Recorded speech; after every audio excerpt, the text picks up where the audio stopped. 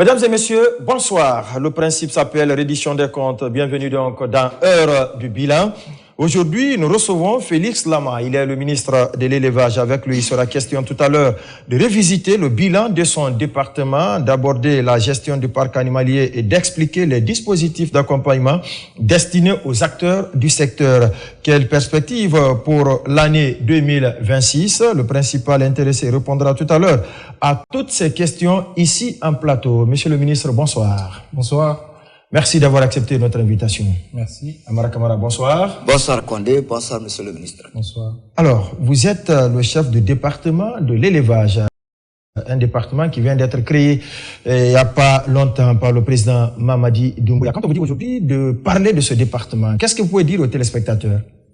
Merci bien de m'accueillir sur ce plateau. Et puis bonsoir à tous les téléspectateurs qui nous suivent en ce moment. Et depuis quelques années, le président de la République soumet l'ensemble des membres du gouvernement à un exercice républicain qui est la reddition des comptes. Et d'ailleurs, c'est dans ce sens que le Premier ministre chef du gouvernement a aussi instauré les contrats de performance avec les membres du gouvernement. Donc c'est tout à fait avec plaisir et joie que je suis ici sur ce plateau pour présenter le bilan de l'année 2025 à l'ensemble de la population guinéenne. Alors, qu'est-ce qu'on peut retenir aujourd'hui quand on parle de l'élevage? D'abord, le président de la République a pris une décision majeure tout récemment en scindant les deux départements, l'agriculture et l'élevage. Et le département de l'élevage aujourd'hui donc a pour mission de concevoir et de mettre en œuvre la politique du gouvernement en matière d'élevage. Mais aussi, elle a pour mission de pouvoir contrôler et réguler l'ensemble des activités du secteur de l'élevage, tout en prenant en compte bien évidemment les aspects de promotion de production animale et de santé animale sur l'ensemble du territoire guinéen. Donc voici ce qu'on peut retenir aujourd'hui comme mission du secteur de l'élevage en République de Guinée. Et ce qu'on peut aussi dire de ce secteur de l'élevage dans son ensemble, et d'ailleurs qui explique les raisons en fait de sa scission de l'agriculture. Alors aujourd'hui, le secteur de l'élevage c'est 25% du PIB agricole et soit 5% du PIB national. Donc ce qui n'est pas négligeable. Ça veut dire que c'est un secteur qui a un impact certain sur notre économie. Ça veut dire que c'est un secteur également qui est un pourvoyeur d'emploi pour des femmes et des hommes, notamment la jeunesse, partout en République de Guinée et notamment en zone rurale. Le secteur de l'élevage, c'est aussi 7 900 bovins. C'est également 3 400 caprins. C'est 2 800 ovins. C'est 34 millions de volailles aujourd'hui et 134 000 porcins. Ça veut dire quoi? Ça veut dire que nous sommes dans un secteur qui est aussi dynamique. Et c'est pourquoi le président de la République a pris la décision de scinder ces deux départements pour que le ministère de l'élevage puisse jouer son rôle en tant que ministère impactant directement notre économie nationale. Parce que quand les deux départements étaient unis, on parlait plus de l'agriculture. Alors, on parlait des deux. Mais l'agriculture l'emportait ou avalait l'élevage, c'est ça, monsieur le ministre? Alors, quand on dit avaler, c'est peut-être un terme beaucoup plus vaste, je vais dire trop considéré. L'agriculture a sa place, tout comme l'élevage aussi a sa place dans notre économie. Et les deux sont complémentaires. L'un ne peut aller sans l'autre. Et on aura le temps d'en parler un peu plus en avant tout à l'heure quand on va rentrer dans les différents bilans. Mais ce que je vous proposerais peut-être, c'est de suivre une courte vidéo de quelques réalisations dans le secteur de l'élevage cette année, c'est-à-dire l'exercice en cours, et ensuite je vous donnerai d'amples détails sur les différentes filières que nous avons au niveau du secteur de l'élevage. D'accord. Avec la régie, on va suivre donc cette capsule.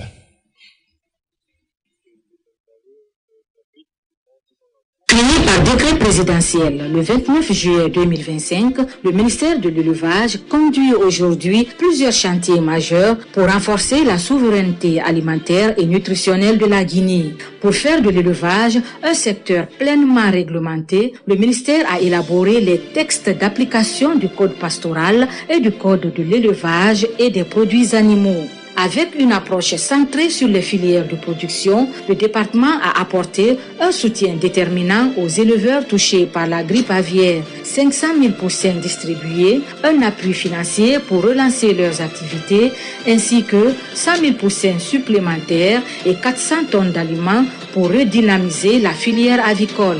Dans la même dynamique, un appui significatif a été fourni aux porciculteurs de la région forestière afin de stabiliser et relancer la filière porcine. Pour booster la production nationale, plus de 10 000 tonnes de maïs subventionné ont été mises à disposition des acteurs de la filière avicole, contribuant à soutenir la production locale et à réduire les importations. Aux côtés de l'Organisation des Nations Unies pour l'agriculture et sous l'impulsion du ministre Félix Lamar, le ministère a lancé le programme national d'insémination artificielle visant l'amélioration génétique de 2000 vaches pour renforcer à la fois la production de viande et de lait.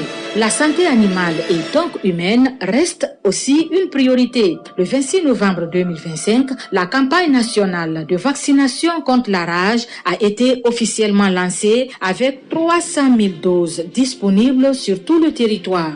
Pour garantir une cohabitation apaisée entre acteurs ruraux, le ministre de l'Élevage, sous l'autorité du chef de l'État, son Excellence le président Mamadi Doumbouya, veille à l'application stricte du communiqué interdisant la transhumance transfrontalière et encadre avec rigueur la sortie des troupeaux du territoire guinéen. Grâce au projet d'établissement des fondamentaux de la filière avicole, les bases d'un secteur mieux structuré sont posées. 918 fermes avicoles identifiées, dont 851 pleinement opérationnelles, désormais intégrées dans une base de données nationale en cours de conception. Pour renforcer la santé animale, un maillage vétérinaire national a été mis en place et équipé en réfrigérateur à gaz garantissant une chaîne de froid fiable pour les services vétérinaires. Le projet a également mis à disposition un guide des bonnes pratiques en élevage intensif destiné à accompagner les acteurs vers une production plus performante et plus sécurisée. Enfin, la coopération internationale se renforce. Un partenariat dynamique avec l'Agence brésilienne de coopération soutient aujourd'hui l'amélioration génétique de la race Ndama, véritable patrimoine zootechnique national. Le ministère de l'Élevage poursuit ainsi avec détermination sa mission, construire un élevage moderne, performant et durable au service de la souveraineté alimentaire de la Guinée, conformément à la vision du programme Simandou 2040.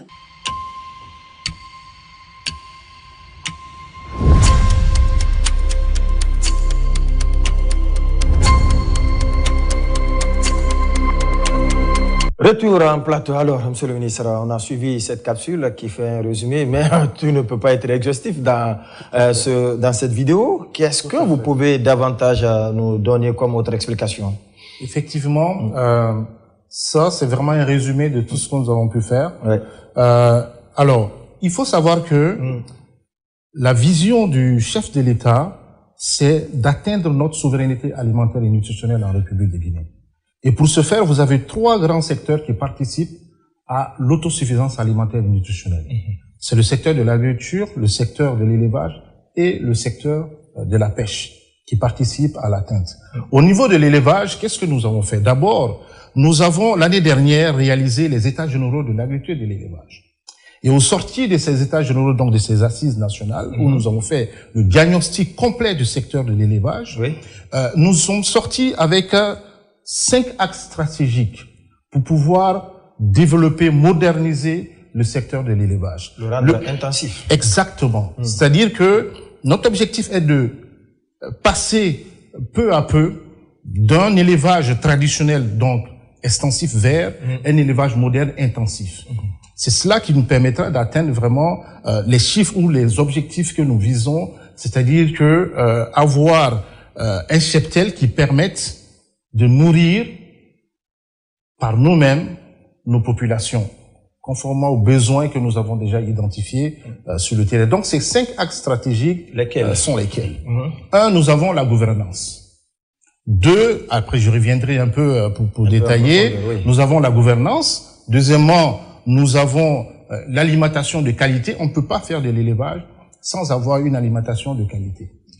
Troisièmement, nous avons l'amélioration génétique du cheptel à travers la recherche scientifique et bien sûr la technologie. Vous venez de voir tout à l'heure qu'on a parlé d'insémination artificielle. Ça, c'est la technologie, c'est aussi de la recherche. Et 4e axe stratégique pour nous, c'est la santé animale. Une fois que nous avons, on va dire, nos animaux, nous devons nous assurer que ce soit des animaux qui sont en bonne santé, parce que nous voulons que ce qui se met dans les assiettes de nos populations soit de qualité, de bonne santé, pour que eux-mêmes puissent être aussi de bonne santé. Donc il y a un lien entre santé animale et santé publique, en fait, que nous assurons aussi, entre autres, dans le cadre de notre mission. Et le 5e axe stratégique, ce sont les infrastructures et la mise sur le marché. Donc, tout ce que je vais vous donner tout à l'heure comme détail, vous verrez que se retrouve en gros dans ces 5 axes stratégiques. Mais nous allons commencer d'abord par les filières, parce que l'approche par filière nous permet en fait de résoudre toute la chaîne de valeur au niveau de cette filière-là, et d'apporter en fait des appuis ou des accompagnements conséquents aux éleveurs qui sont, ou des acteurs qui sont dans ces différentes filières du secteur de l'élevage. Donc, les principales filières aujourd'hui que nous appuyons, que nous accompagnons, premièrement, nous avons la filière bétail-viande. Nous savons tous que la viande. Exactement ce qui représente la viande dans notre quotidien, quand nos femmes ou en tout cas nos mamans partent. Exactement, c'est la protéine donc animale qui est très importante. Alors, ce qu'il faut retenir comme bilan essentiel au niveau de cette première filière importante pour nous, c'est le lancement de l'insémination artificielle de 2000 vaches. Nous avons lancé la première vague tout récemment, avec l'appui technique de la FAO, donc qui consiste à inséminer artificiellement 2000 vaches. Cette première vague de 1000 vaches concerne en fait les préfectures du littoral, c'est-à-dire Boké, Bofa, Dubrika, Koya, Forikaria, Kindia. Ce sont les préfectures vraiment qui sont au niveau du littoral. Et puis nous avons cherché en fait, on va dire des races qui sont très productives pour pouvoir inséminer nos races locales, qui est la race Ndama. Ndama, oui. La Montbéliard, par exemple, qui a été privilégiée pour cette première phase, elle est connue en fait comme étant une race très productive en viande et en lait. Donc du coup, les veaux qui vont donc être issus de ce croisement-là que nous allons faire, vont permettre en fait d'améliorer la production et la productivité en viande et en lait, et donc augmenter les revenus de nos éleveurs et permettre d'alimenter donc nos boucheries en viande de qualité et en quantité pour pouvoir satisfaire le besoin national. Parce que n'oublions pas une chose, la finalité, c'est atteindre la souveraineté alimentaire et nutritionnelle en République de Guinée. Donc c'est un appui conséquent que nous apportons en fait au secteur, aux acteurs de l'élevage, et ce sont essentiellement des acteurs privés. Dans notre stratégie, nous misons beaucoup sur les acteurs privés qui sont composés essentiellement des jeunes, des femmes qui travaillent en fait dans ce secteur. Dans ce secteur, oui. Exactement. Et l'autre appui conséquent aussi que nous avons apporté au niveau de cette filière bétail-viande, c'est que nous avons acquis 500 tonnes distribuées donc d'aliments d'embouche. Et la finalité de l'embouche, c'est quoi? C'est fait de l'engraissement en vue de pouvoir avoir des quantités de viande prêtes, notamment pour des grands événements que nous connaissons dans notre pays, notamment le Ramadan, la Tabaski, la fête de Noël, etc., pour qu'il y ait suffisamment de viande disponible sur le marché. Et autre acquis aussi, justement dans ce bilan, nous avons aussi acquis 4000 595 sémences animales. Donc, ce sont en quelque sorte, on va dire, des spermatozoïdes, en fait, que nous allons aussi mettre à la disposition. Nous avons d'ailleurs mis à la disposition des éleveurs à travers des inséminateurs pour permettre d'avoir le maximum, en fait, d'animaux croisés, qui permettent aussi d'augmenter notre cheptel. Mais il y a d'autres équipements aussi que nous avons acquis, notamment des botteleuses, des mini-tracteurs, etc., des ensileuses, pour la question d'alimentation.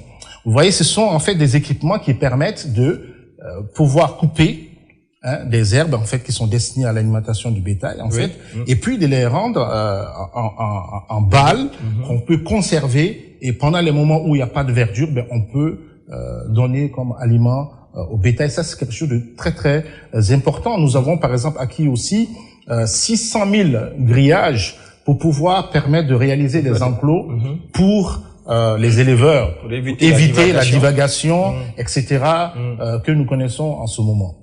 Alors, donc, autre action également majeure que nous avons réalisée au sein de cette filière, bétail-viande, nous avons en ce moment lancé des études pour réaliser des abattoirs modernes au niveau des différentes régions administratives. À date, tous les sites au niveau des 7 régions administratives, sans compter Conakry bien évidemment, sont identifiés. Et les plans de masse sont communiqués à date au ministère de l'élevage, et les études, par exemple, au niveau de la région de Kindia et de Bokeh sont complètement finalisées avec l'appui de la Banque mondiale à travers le projet PEDAC, c'est-à-dire le projet de développement de l'agriculture commerciale en République de Guinée. Donc, ces abattoirs modernes sont des infrastructures, je vous parlais d'infrastructures tout à l'heure comme stratégiques, modernes, que nous allons mettre à la disposition de nos populations afin que nos animaux soient abattus dans des conditions sanitaires requises et de façon très moderne. Et nous avons aussi acquis 3 unités de fabrication également d'aliments, parce que je vous ai parlé de la question d'alimentation. On ne peut pas parler d'élevage sans parler d'alimentation. Ça, c'est les deux vont de pair. Exactement, ça va de pair. Et l'autre projet très important, c'est que nous sommes en train de réaliser un laboratoire vétérinaire de diagnostic à Kindia, toujours avec l'appui de la Banque mondiale à travers le projet PEDAC. Un laboratoire donc de type P2+, donc vraiment qui répond aux normes internationales sur une superficie de 5 hectares, qui va permettre en fait de réaliser l'ensemble des diagnostics au niveau du secteur de l'élevage, ce qui est très important. Et nous voulons aussi, et nous avons déjà un partenaire pour ça, réaliser un centre national d'insémination artificielle, et les études vont être lancées incessamment avant la fin de cette année. Ça, c'est très important aussi comme acquis au niveau de cette filière bétail-viande. Maintenant, la deuxième filière qui vient, on en parlait tout à l'heure, on parlait des œufs, on parlait des cuisses de poulet, etc. C'est la filière avicole. Et des ailes. Et des ailes, exactement. Allez-y. C'est la filière avicole. C'est une filière porteuse, franchement. Et nous avons pris toutes les dispositions nécessaires au niveau du département pour accompagner significativement ce secteur-là. Alors, à date, vous savez qu'il y a eu la grippe aviaire en 2022. Donc le gouvernement a pris, à travers le ministère de l'élevage, des dispositions pour accompagner tous ceux qui ont été, on va dire, victimes de la grippe aviaire. Alors, sur la base d'un certain nombre de critères, bien évidemment. Et sur la base de ces critères, nous avons retenu sur la centaine de victimes 95 aviculteurs qui ont été accompagnés à tout point de vue. D'abord, nous avons donné une enveloppe globale de 15 milliards de francs guinéens pour les permettre de se relever. De se relever parce que c'est un secteur qui emploie beaucoup. Et notamment des jeunes et des femmes qu'on trouve essentiellement dans ce secteur, dans cette filière-là, avicole. Il n'y a que des jeunes et des femmes dans cette filière-là. D'accord? Donc, c'est 15 milliards de nos francs donc, qui ont été dédiés donc, pour les permettre de se remettre debout. Ensuite, nous leur avons accompagné aussi en aliments. la question de l'alimentation revient toujours. Ouais. Donc, c'est 477 tonnes de maïs donc que nous leur avons réparti, donc ces 95 acteurs là, et puis 1600 tonnes d'aliments également que nous leur avons donné, et 500 000 poussins. À date, les 82% des poussins ont été déjà distribués, et puis le restant très bientôt vont être également acquis pour leur permettre vraiment de se relever. Et c'est pourquoi vous constatez aujourd'hui sur le marché qu'il y a beaucoup, en fait, des œufs que vous trouvez un peu partout. Ouais. Parce que nous avons permis justement la relance. Le prix est quasi stable. Hein. Exactement, nous avons permis, exactement. Stable, ouais. C'est en tout cas plus ou moins stable.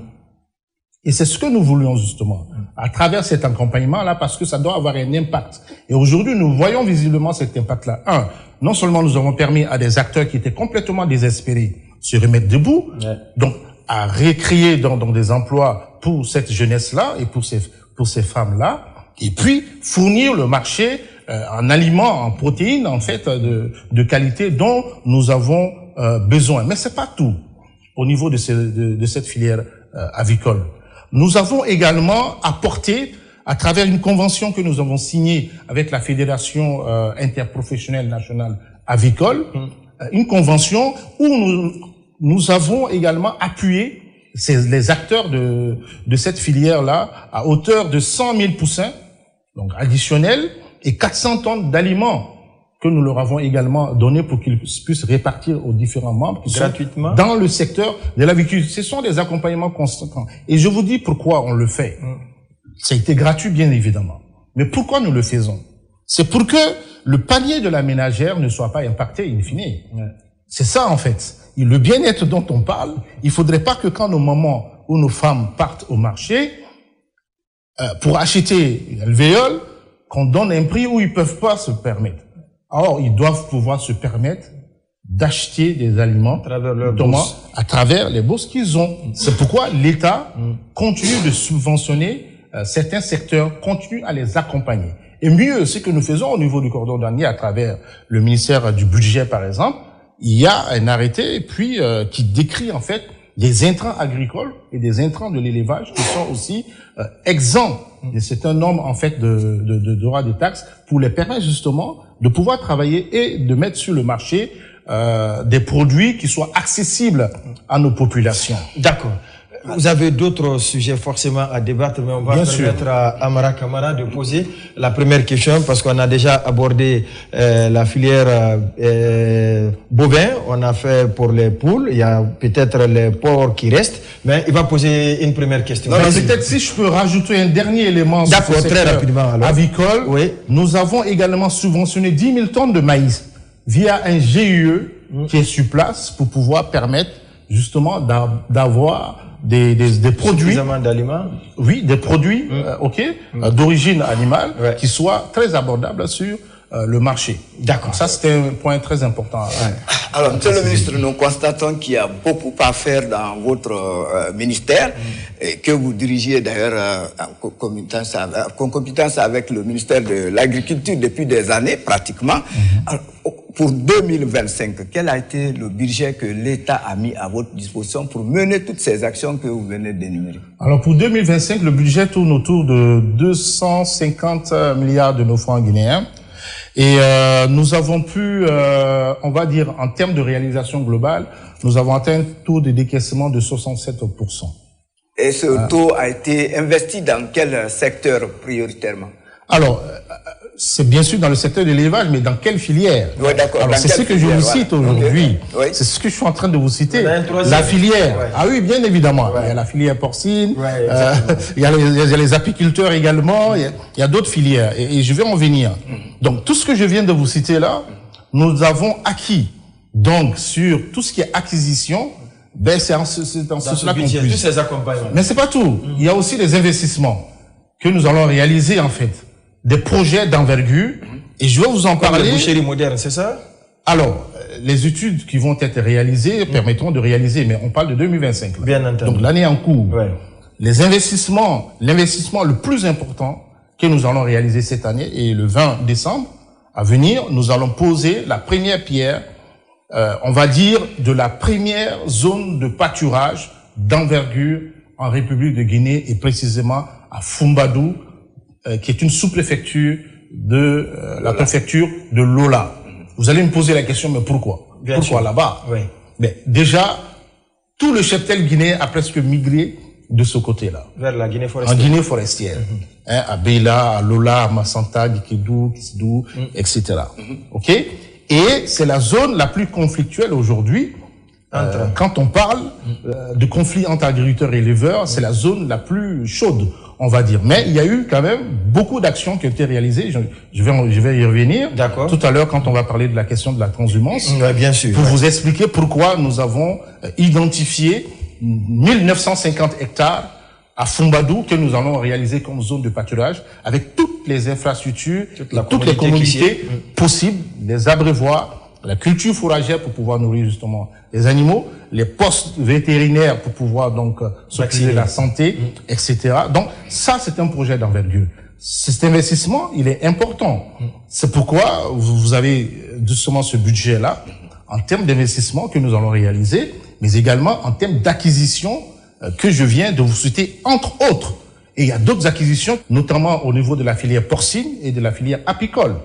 Au niveau de la filière porcine, par exemple, nous avons déjà commencé la distribution de 200 tonnes d'aliments pour ceux qui sont dans l'apiculture, pour leur permettre en fait de nourrir les porcs, de pouvoir mettre sur le marché quand même c'est ce produit-là aussi qui est prisé notamment en Guinée forestière et en Basse-Côte. Ok. Et puis nous avons également acquis 1000 abreuvoirs que nous allons d'ailleurs distribuer d'ici la fin de l'année. Nous avons également acquis pour les apiculteurs, parce que la Guinée est un pays producteur de miel aussi. Donc c'est une filière que nous voulons vraiment développer également, et c'est pourquoi nous avons acquis 7300 ruches kenyanes que nous avons répartis à 110 groupements qui sont les bénéficiaires en réalité répartis sur toute l'étendue du territoire pour avoir une production annuelle qui pourrait atteindre les 60 000 litres de miel pour la Guinée. Et puis nous avons une des meilleures qualités de miel à République de Guinée. Donc, dans notre stratégie, nous allons faire en sorte que l'apiculture soit une filière qui se développe sur toute la chaîne de valeur avec une production locale que nous pouvons mettre sur le marché. Donc, nous devons peu à peu aller vers une industrialisation du secteur de l'élevage, puisque c'est possible. Donc ça, ce sont des réalisations majeures au niveau de l'année 2025. Au niveau de la filière apicole et de la filière porcine. Mais c'est pas tout pour expliquer votre budget. D'accord.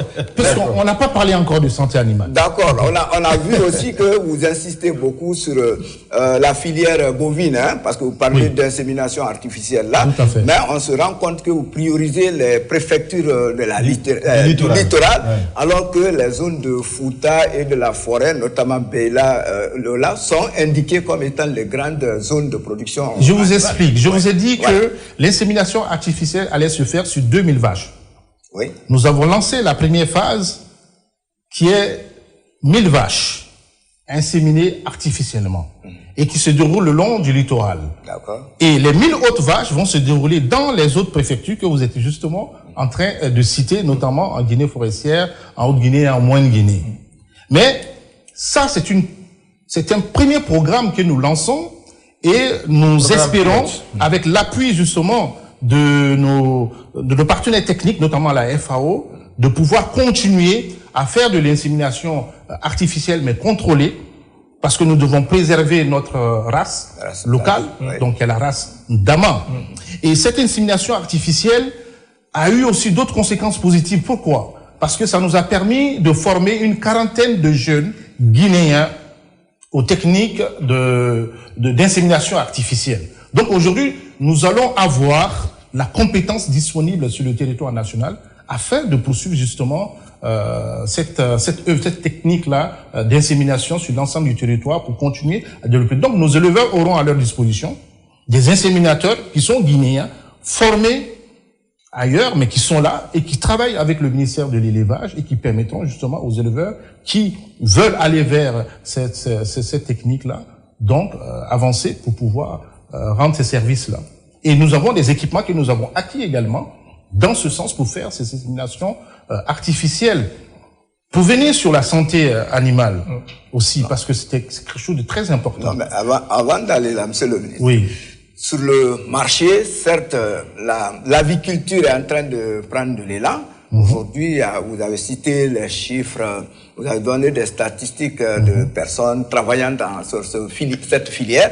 Mais aujourd'hui, est-ce que sur le marché, la production locale se ressent par rapport à l'importation? Parce que là, dans la plupart des kiosques et autres, là, ce sont les produits importés. Je vous explique. Oui.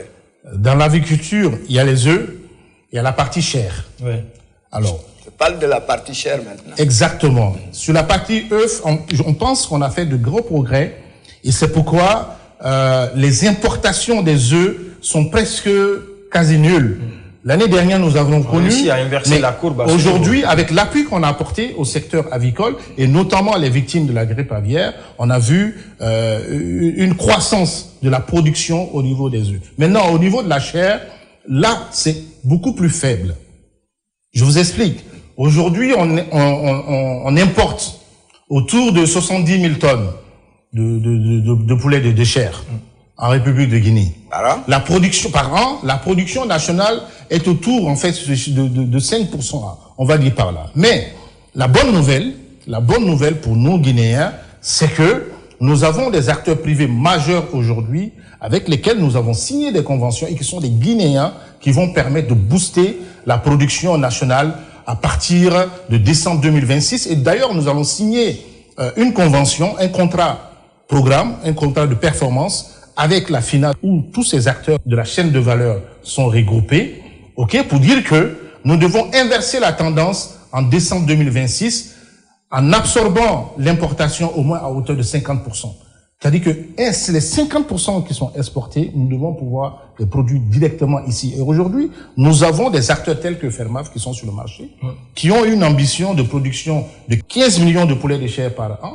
Nous avons Guy Poulet, par exemple, aussi, qui a une ambition autour de 1 600 000 poulets de chair par an. Nous avons TMD également, qui ambitionne pareil, et puis d'autres acteurs qui, tous sont mis ensemble aujourd'hui, nous permettra à l'horizon de décembre 2026 d'avoir une production qui permette quand même d'absorber à hauteur de 50% nos importations. Notre objectif est de réduire considérablement et peut-être d'arriver même à une importation quasi nulle pour le poulet de chair. Mais pour cela, il faut accompagner les acteurs privés. Davantage. Il faut investir davantage. Donc nous allons faire appel à des bailleurs de fonds, à des banques, qui soient banques locales ou internationales, pour accompagner ces acteurs-là et créer un cadre législatif et un cadre réglementaire qui permettent au secteur privé de se développer au sein de cette filière-là qui est très porteuse en fait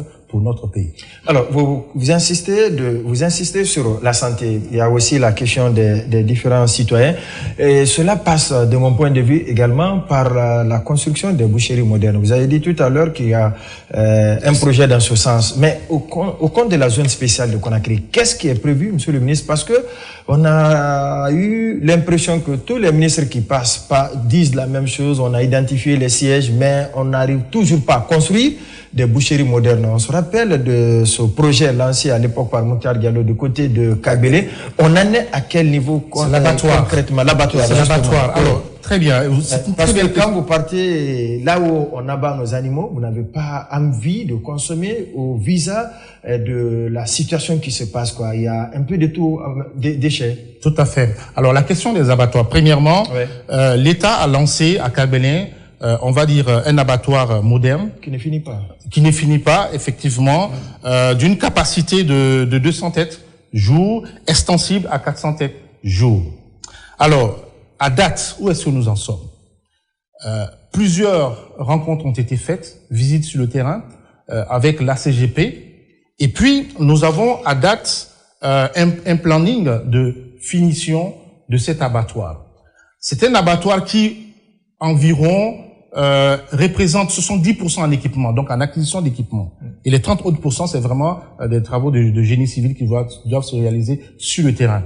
Ce sont des équipements qui doivent être construits carrément. C'est pas tu commandes et puis on te les livre. Non, c'est conçu en fonction du projet.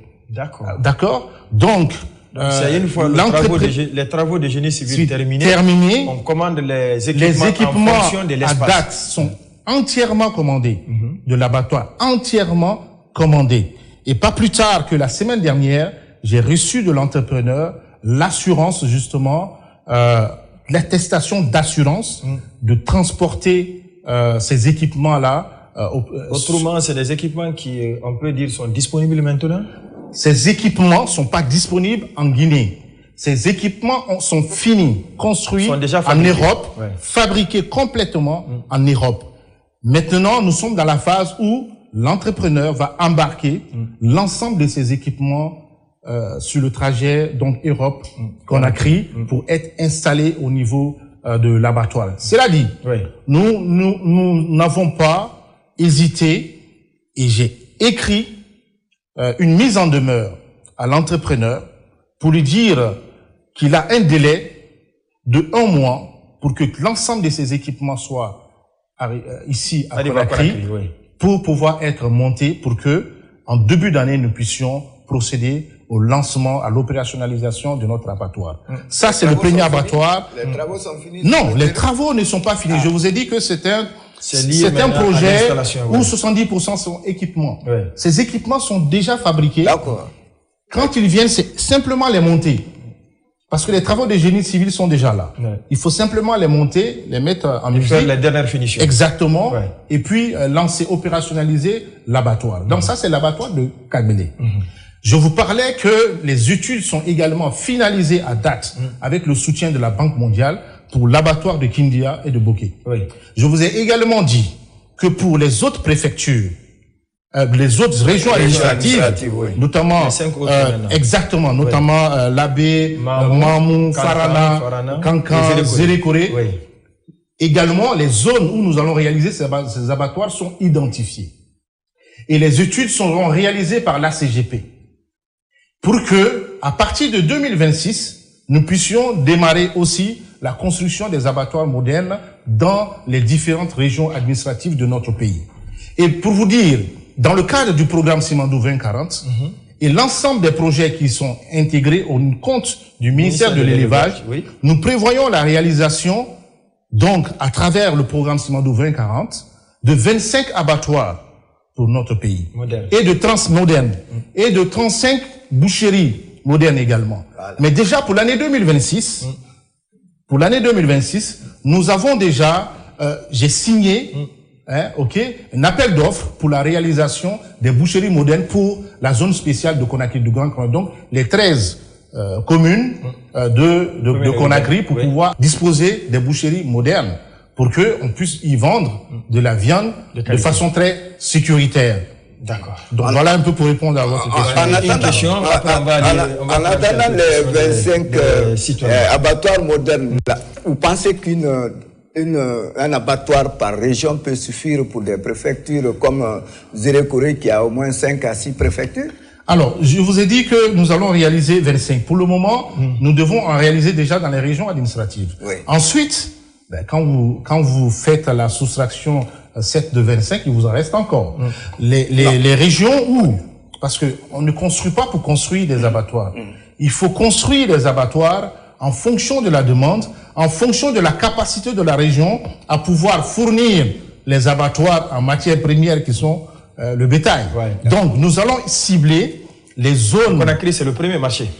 Conakry, évidemment, c'est le premier marché. Et c'est pourquoi nous allons en réaliser d'autres ici dans le Grand Conakry. Et nous en réaliserons également dans les grandes villes ou dans les grandes régions où également l'élevage est développé. Y compris des boucheries modernes également que nous allons pouvoir y réaliser. Et là également... Vous allez maintenant sur la santé animale? Oui, effectivement. Ça vous tenir à cœur. Ça devrait tenir à cœur à tout le monde. Parce que ce qu'on doit manger, on doit s'assurer que nous devons nous assurer que ce que nous mangeons est sain. Ça c'est un fait. Parce que les médecins disent que l'essentiel de la maladie passe par la bouche. Par tout ce que nous mangeons. Effectivement. Donc, à date, pour l'année 2025, donc en termes de bilan sur la santé animale, nous avons vacciné 3 900 000 animaux sur l'ensemble du territoire. Vous avez vacciné combien?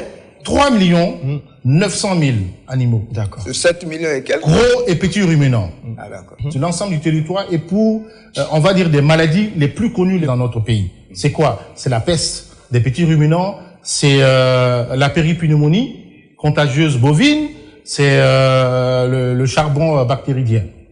Notamment la pestérellose, la fièvre également, afteuse aussi. Nous allons continuer pour l'année à venir cette vaccination-là sur l'ensemble du territoire.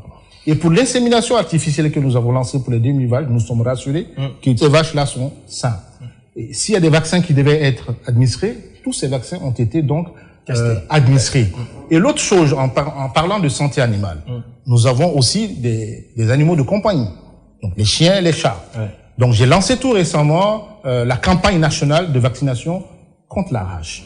Et j'ai pris un communiqué, pour informer l'ensemble des populations que justement cette campagne est en cours et chacun est appelé à aller faire vacciner son chien ou son chat contre cette maladie qui est très dangereuse pour le pays et pour nos populations, notamment les jeunes. Et j'ai pris un autre communiqué très important pour que les chiens errants, les personnes qui ont des chiens, ne les laissent pas dans la nature. Le constat, c'est quoi? C'est que nos enfants qui jouent souvent dehors, dans les rues, etc., se font mordre par ces chiens qui divaguent un peu partout. Donc nous allons prendre les dispositions nécessaires pour éliminer, on va dire, pas les abattre, parce que sinon je vais me faire taper dessus par les ONG de défense, mais nous prenons les mesures idoines pour faire en sorte qu'on ne les trouve plus dans les rues. Donc ça c'est pour la santé animale. Mais pour pouvoir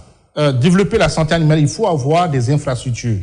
À date, nous avons 4 laboratoires opérationnels dans notre pays qui fonctionnent et qui permettent en fait de pouvoir déceler ou de faire des diagnostics au niveau de notre pays.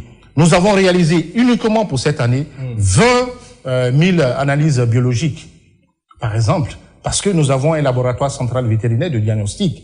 Donc c'est pour dire qu'on est quand même à l'ère du temps.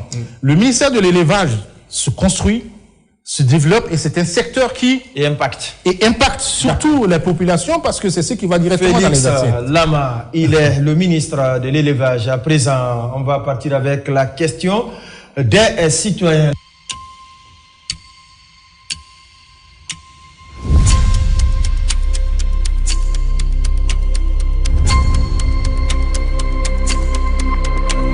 La toute première, Amara Kamara va essayer de nous la lire, si en tout cas la régie nous la projette très rapidement. Allez-y, Amara Kamara. Alors, monsieur le ministre, la première question vient de Mamadi Kaba, il est à Kissidougou. Il dit « L'élevage est devenu plutôt un fléau, une tension entre les agriculteurs et les éleveurs.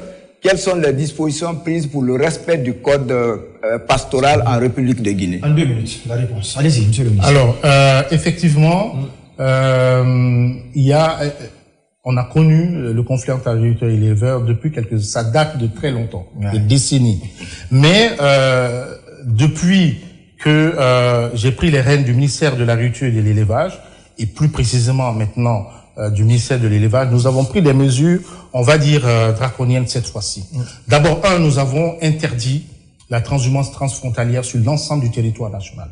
Ça, c'est la première mesure. Une décision qui a été dénoncée. Oui, une décision qui a été dénoncée, mais c'est pour le bien de notre pays. C'est pour ramener la quiétude et la paix dans notre pays. C'est pour assurer la sécurité aussi de nos populations. D'accord. Donc ça, c'était la première mesure. La deuxième mesure que nous avons prise, nous avons, avec les forces de défense et de sécurité, et c'est le lieu pour moi de les remercier, notamment ceux de la région administrative de Zérékoré, où nous avons démarré les opérations, mais également de la région administrative de Kankan. Nous avons fait sortir plus de 200 et quelques mille têtes de notre pays, de notre territoire. Nous avons pris la décision donc d'aller rechercher les éleveurs étrangers qui se trouvent dans nos forêts classées, qui détruisent en fait aussi nos champs, parce que ils ont des races qui sont très voraces, qui détruisent tout sur leur passage et qui impactent aussi négativement sur notre environnement direct. Donc, on a dit il faut qu'ils sortent. Nous avons travaillé avec les forces de défense et de sécurité. Vous connaissez son nom? C'est la race zébu. D'accord. Bien évidemment, qui est très vorace. Donc, tous les éleveurs étrangers, à date, en tout cas dans la préfecture de Lola, nous leur avons fait sortir. Ça, c'est la troisième mesure. La quatrième mesure, c'est que on s'est dit il faut trouver une solution pérenne, une solution durable. Et la solution durable, c'est quoi? Puisque la cause de ces conflits, c'est quoi? C'est la divagation des animaux dans les champs. C'est pourquoi les agriculteurs se plaignent.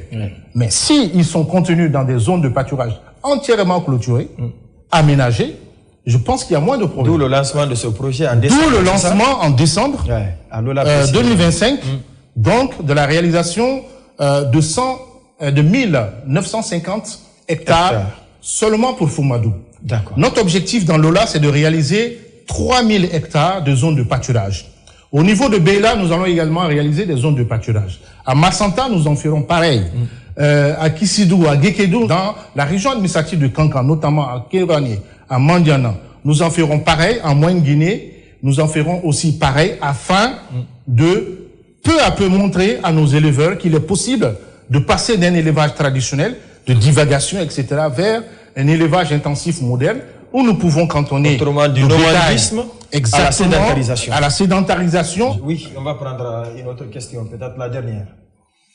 Ibrahima Traoré, Dixine Kenyan. Ibrahima Traoré, Dixine Kenyan. Comment le ministère compte-t-il renforcer la souveraineté sanitaire du pays en matière de vaccins, de contrôle des maladies animales et de certification des produits afin de réduire la dépendance externe et sécuriser durablement la production nationale? Vous avez eu raison d'insister sur la situation sanitaire. Peut-être que de manière succincte maintenant pour que de manière très succincte aujourd'hui, nous avons fait un maillage de l'ensemble du territoire. Donc on veut avoir une cartographie de notre territoire concernant l'ensemble de notre cheptel. Ça, c'est un premier fait. Le deuxième fait, c'est que en faisant ce maillage-là, nous allons pouvoir implanter des officines vétérinaires un peu partout, notamment dans les zones d'entrée pour pouvoir contrôler déjà ce qui rentre chez nous, mais également ce que nous avons chez nous en termes de santé animale et réaliser aussi des laboratoires, on va dire dignes de ce nom, renforcer les capacités de nos techniciens de laboratoire pour que nous ayons justement des cadres, des techniciens qui permettent de pouvoir réaliser ce que nous souhaitons en termes de santé animale de notre pays. Donc ce maillage, il est fait à date. L'ensemble des équipements qui doivent être acquis aujourd'hui sont aussi sur place. Nous avons l'accompagnement notamment des bailleurs de fonds tels que la Banque mondiale qui nous aidera à réaliser sur l'ensemble du territoire l'ensemble de ces infrastructures-là vétérinaires dont nous avons besoin. Nous avons le projet PEFAG qui est le projet d'établissement des fondamentaux de la filière avicole en République de Guinée, aussi qui accompagne justement le secteur privé, non des vétérinaires privés et des officines privées, en les formant, en mettant à leur disposition des équipements pour toujours améliorer la santé animale dans notre pays. Et les dispositifs de contrôle à nos frontières, notamment le port autonome, les différents ports, mais également l'aéroport, également sont assurés à date, et ce qui a permis notamment d'identifier des aliments impropres à la consommation que nous avons récemment détruits. Alors, ça n'est donc terminé puisque c'était la dernière partie de cette émission. Mais avant de clore, vous avez forcément un mot de la fin, Monsieur le ministre Félix Lama. Tout à fait. Dans le mot de la fin, ce que je voudrais dire à l'ensemble des éleveurs, à l'ensemble des acteurs du secteur de l'élevage, mais également à toute la population guinéenne, c'est que le secteur de l'élevage est un secteur porteur qui peut impacter significativement le PIB de notre pays, donc l'économie de notre pays. À date, nous sommes à 5% du produit intérieur brut.